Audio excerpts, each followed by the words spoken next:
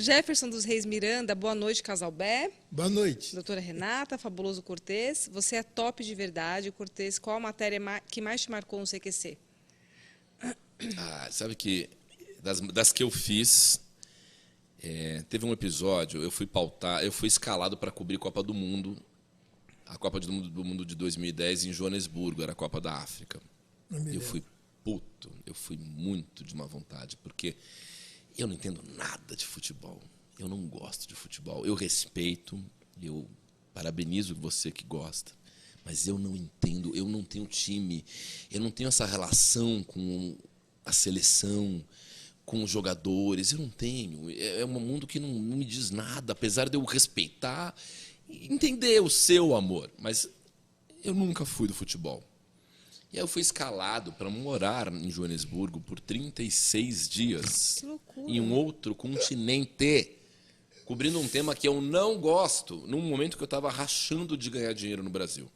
Que os meus solos de stand-up estavam lotando, a gente fazia campanha publicitária o tempo inteiro, então passar 36 dias na África significava não fazer show, não poder repercutir o sucesso que eu fazia, não poder ganhar o dinheiro que estavam me oferecendo, para cobrir um negócio que eu não gostava. Então, quando eu fui cobrir Copa do Mundo em Joanesburgo, eu estava no pior contexto, mas eu fiz as melhores matérias da minha carreira no CQC. Porque já que não tinha escolha, eu falei assim, olha, ou eu vou ficar aqui brigando e fazendo matérias de má vontade, entregando um conteúdo ruim, ou vou aproveitar que eu já estou ferrado mesmo e vou fazer a melhor cobertura que o CQC vai ver numa Copa do Mundo. E, de fato, eu acho que eu fiz as melhores matérias dos meus 6 anos de CQC lá. Porque também tem essa coisa, como eu não tenho nenhum compromisso com o jogador de futebol, ou com a FIFA, ou com a CBF, eu sabia que eu ia fazer uma única cobertura e nunca mais voltaria. Porque os jogadores são umas instituições veneradíssimas. Existe uma subserviência à cultura do futebol nesse país que é uma parada muito louca. Você não faz uma piada com o técnico, você não pode mexer com o jogador, você não pode fazer brincadeira com... Eles são deuses. E eu estava cagando.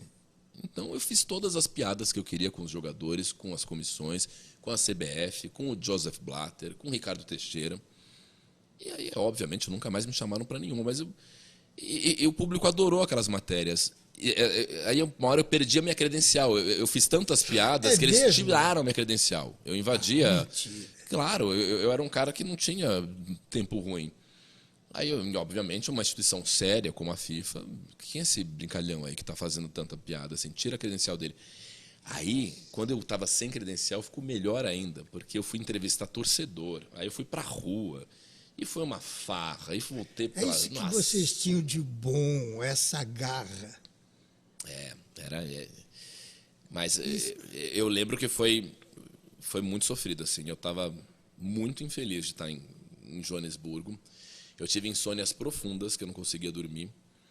Aí eu pensei em tomar remédio para dormir, mas eu falei, não, vou acabar ficando viciado. Aí o que eu fazia? O vinho era muito barato, toda noite antes de dormir eu tomava uma garrafa de um vinho maravilhoso, um vinho africano.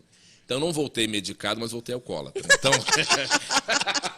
esses são os bastidores da matéria. Eu estou vendo um violão, tem mais perguntas? Não, eu queria perguntar uma coisa que fiquei interessada. Quando você fazia o CQC, não tem problema falar de CQC para você, né? Você está falando de CQC, todo mundo bem. fala de CQC comigo. Todo mundo está acostumado, Há quantos né? anos acabou o CQC? Acabou em 2015. Você vê como é bom o programa? Por que acabou o programa?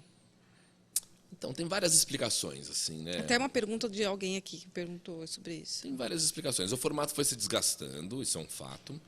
Pesou muito o fato também dos bons integrantes, dos integrantes mais populares saírem do programa, né? A primeira baixa foi a do Rafinha. Aí, quando o Danilo Gentili saiu... Ele foi o primeiro a sair, Rafinha? Ele foi o primeiro a sair. Ele foi o primeiro Primeira vez que eu participei de um podcast foi com ele. Foi com ele, há 8 minutos, né? Rafinha é um gênio. Ele é um gênio da comédia stand-up. Ele é o melhor comediante de stand-up do Brasil. Até hoje. Ele está nos Estados Unidos, faz o maior sucesso. Não, o cara é em inglês? Em inglês. Ele é demais. Mas Rafinha saiu, foi um baque. Danilo saiu para virar o Danilo Gentili, que o Brasil enlouqueceu com ele, né? O Danilo Gentili é o cara que está desse tamanho. Os ex-CQCs estão todos na sombra do Danilo. Como figura de comédia, o cara está muito grande, com um talk show que faz muito sucesso. É um absurdo, né? Ele muito cedo entendeu que o lugar dele era aquele, né? E eu acompanhei tudo isso. Eu vi o Danilo de perto, tendo a ideia de fazer um talk show, eu vi ele escrevendo, eu vi ele fazendo os croquis dos cenários na casa dele, ele passava madrugadas desenhando, ele foi muito visionário. Ele merece o que ele está vivendo hoje, o cara foi muito louco. Mas a saída do Rafinha, do Danilo, depois eu saí. E quando o Tá saiu, aí o povo desencanou, porque várias outras pessoas vieram com seus valores, mas eles não tinham aquele amor do público como a gente chegou a ter. Somado a isso, a gente parou de cobrir tanto política. E isso foi um baque muito pesado para o CQC.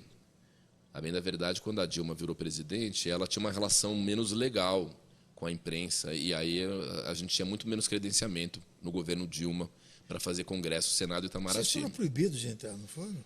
A gente sempre foi proibido de entrar no Senado, mas o congresso a gente entrava bastante. Mas o governo da Dilma não era um governo que gostava muito de piada, né? Isso é um ponto negativo do governo que ela teve, assim. Ela não era muito afável com a imprensa, inclusive isso custou muito do impeachment dela, assim, né? Acho que a falta de traquejo que ela tinha com jornalistas, com a comunicação de um modo geral, não foi boa para ela e foi péssima para o CQC, que a gente passou a fazer menos política e a gente ia fazer mais celebridade. E celebridade sempre foi a área do pânico. E ela era um prato para vocês, né? Seria um prato, né? Mas a gente não fazia bem celebridade. Celebridade quem fazia muito bem era o pânico e a gente fazia muito bem política. Aí o público assistia o CQC naquela reta final e falava assim, não tem os integrantes que eu gosto, os caras não estão falando muito política. E também tem uma coisa, assim, a direção tinha que ter sido de algum brasileiro em algum momento. Eles ficaram mantendo argentino, né? Sempre foram os argentinos. E foi muito importante no começo. Mas no final, o CQC estava carecendo de identidade nacional. O CQC tinha que fazer algum quadro brasileiro, formado por um brasileiro, escrito por um brasileiro, dirigido por um brasileiro. Não fazer isso foi um erro vital, assim, custou a sobrevida do CQC, que está até agora esperando para voltar, né? A promessa da Band sempre foi que ele volte um dia. Mas uma dúvida, não, uma curiosidade minha, assim, você falou do futebol, que você foi lá para a África e cobriu tudo.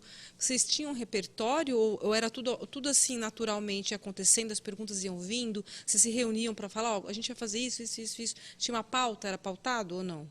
No começo a gente tinha muitos roteiristas escrevendo, a gente seguia mais os roteiros no começo do CQC. Aí depois a gente foi ganhando confiança e foi entendendo que a gente também podia escrever nossas pautas, assim. No final do CQC, a gente ia muito no nosso feeling, assim.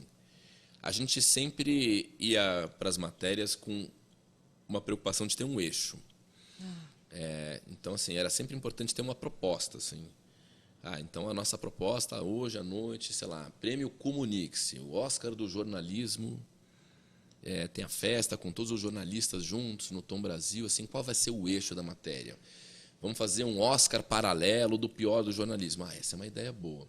A gente sempre tinha que ter uma ideia muito boa, mas a gente não tinha mais a preocupação de sair com perguntas escritas ou de escrever nossos conteúdos. A gente se esmerava em ter um eixo. Sem eixo, a gente não fazia matéria boa. Se tinha eixo, vamos embora. Legal, bacana, né?